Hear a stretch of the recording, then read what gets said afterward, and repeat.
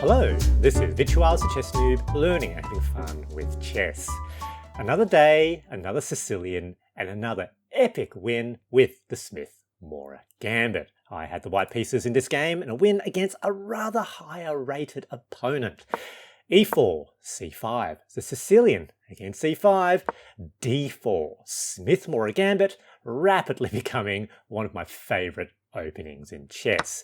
Captures, C3, captures, knight captures back, and that C-pawn has gone on a merry journey, evaporated like it never existed, and I gain a point of tempo for 1 point of material. And here white is potentially doing quite well. They develop their knight to C6, very normal, develop bishop, E6, develop my other knight to F3, and very interesting in the analysis, my opponent played G6, and Stockfish called this an inaccuracy. And the evaluation is plus 1.3. Considering I'm down a point of material, for me to be plus 1.3 means that this position, compared to black's position, is the equivalent of almost plus 2 better. That's quite a bit better. I was really surprised because G6 is very, very normal in the dragon variations of the Sicilian. Now, if you're not so familiar with the dragon variations, this is what it potentially looks like. Let's go back to the beginning. So E4, C5, so the Sicilian. Let's say I play the open, which is the most common. Black can immediately play G6 with the idea of taking that diagonal, and this is the hyper-accelerated dragon variation. Now, more commonly, they may play D6 in the dragon variations. You don't necessarily want to move the E-pawn, so keep the E-pawn on E7 or maybe E6. Here, the normal move would be D4, take the center, captures back. Here, Black would most commonly now develop the knight, attack that pawn, defend with the other knight, and now G6. Again, then fianchetto that bishop. And this is the dragon variation, so the Sicilian dragon. And this is perfectly good for black. It's considered a very, very sharp and good defense by black against E4. And you will notice that D-pawn was traded. The goal would be to fianchetto that dark square bishop, and they're doing really, really well. So it's very interesting then that in this particular game, here we go, again, we trade that D-pawn. Somehow, it's not good at all for black. Well, now what this tells me, what the insight here is that the Sicilian defense is a complicated opening with subtle ideas, and certain things don't necessarily translate so well. It really requires some study. It's something that's not that easy to play for black. One of the advantages for the Smith-Morra Gambit is that it often ends up being easier to play for white after the Smith-Morra Gambit, and that's the advantage that we're trying to gain. As we move into the end of the opening, the beginning of the middle game, it becomes a little bit more obvious why this becomes a problem. It has to do with the fact that black is down on development, and there are also some dark square weaknesses in their position. Now, keep going. I short castles, that makes sense. They fianchetto their bishop, we can see. Stockfish now considers this a mistake. It's plus 2.5. Consider I'm still down a point of material. So this is as if my position is plus 3 in terms of advantage.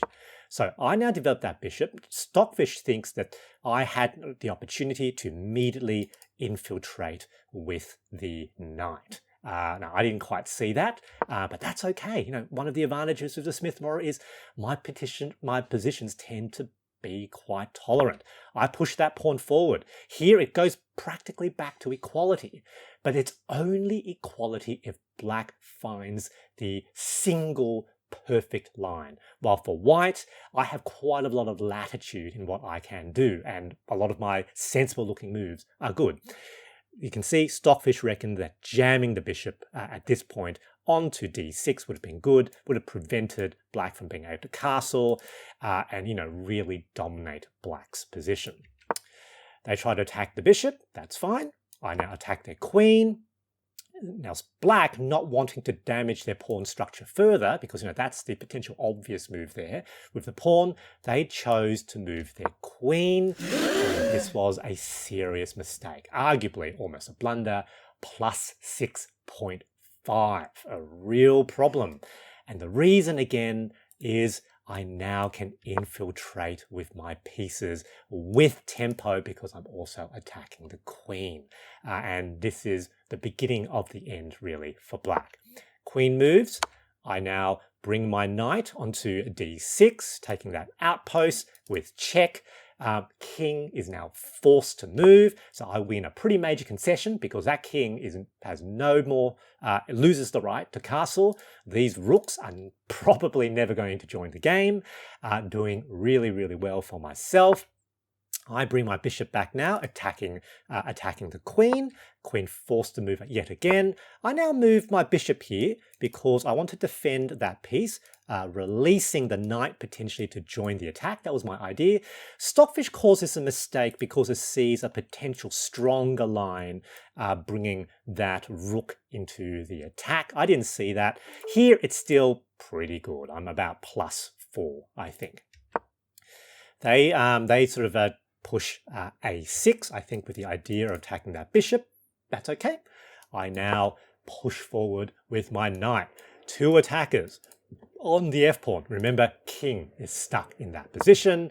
They now attack the bishop. That wasn't the best move. You can see Stockfish thinks that taking here is best because that also opens up an attack on that bishop, which explains why that would have been potentially better. However, that's fine. You can attack my bishop. Queen to f3.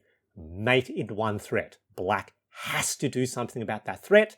What do? They decide to throw the pawn forward.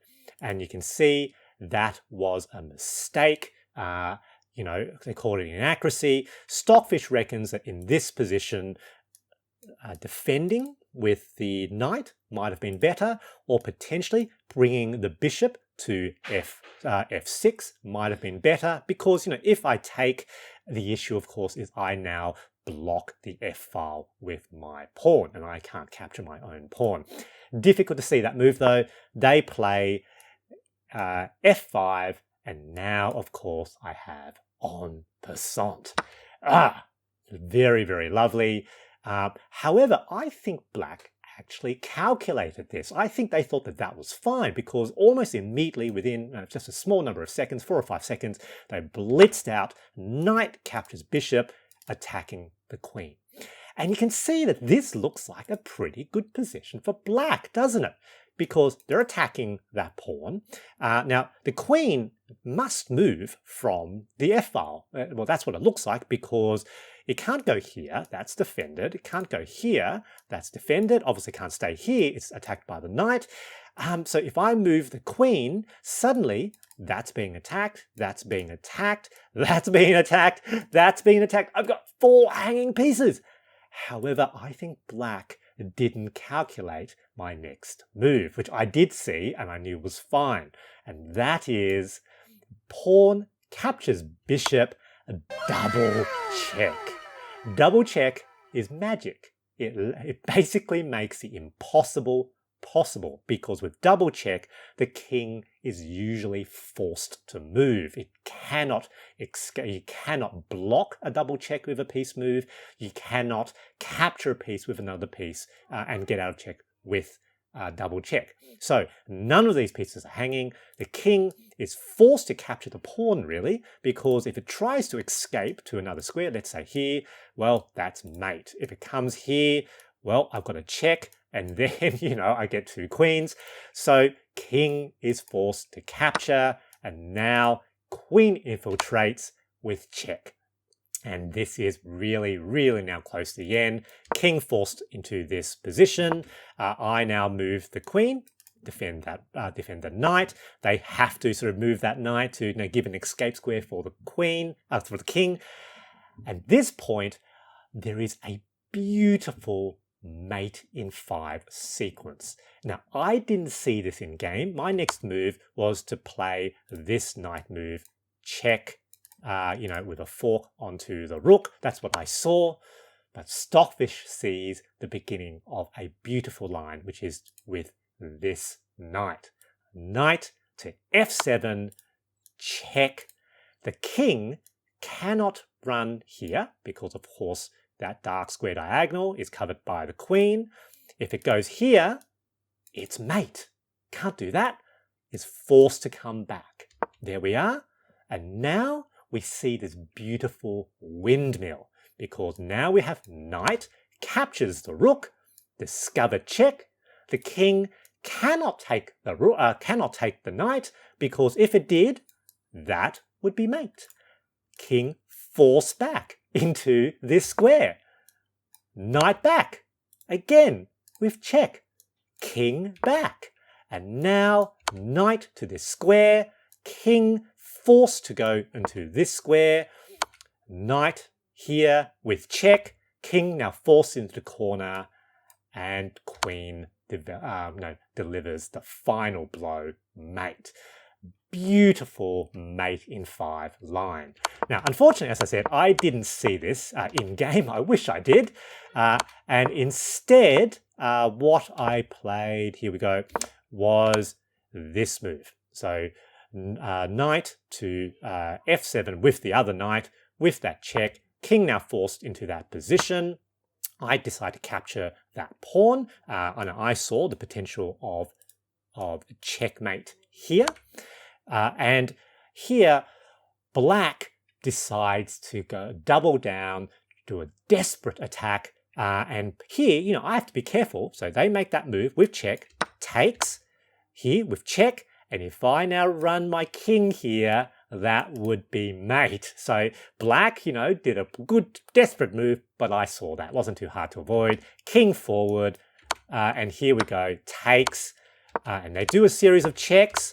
But now there are no more checks and black opts to resign. There's going to be a mate in just a few moves. Basically, anytime that black doesn't somehow defend that square, we've got mate. King and queen here, there's a potential, a fork into the king. Basically, it's mate in, 2-3 moves. Good game, GG. My big takeaway from this game is that the Smith-Morra Gambit is an epic line to learn against the Sicilian defense for white. I hope you enjoyed this video, and thanks for watching.